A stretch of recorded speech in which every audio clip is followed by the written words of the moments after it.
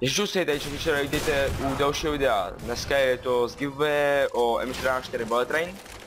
Bude se hrát i o X-Rayku, ale o tu se bude hrát až za 100 odběratelů. Takže nezapomeňte odebírat lidi. A podíváme se tam na tu M44, řeknu vám, co musíte prodělat pro to, abyste ji vyhráli. Takže tady máme tu M44 Bullet Train. Je to OPPO a není takové samolepka, hned vám ji ukážu. Já bych řekl, že je to celkem pěkný. Na to, že je to OPPO, tak jsem vybíral dlouho. Předek není vůbec poškrábaný, tady je to kousíček a zadek, když nebudete klikat na F, tak ani to neuvidí. Ale taky ne, že to bude mít dobrý pocit. Fakt lepší to nebyla, že je tu samolepka, takže mám ještě fakt drsný. A tady máme tu X-Rayku, o kterou budeme hrát za 100 odběratelů, takže tam budete odebírat.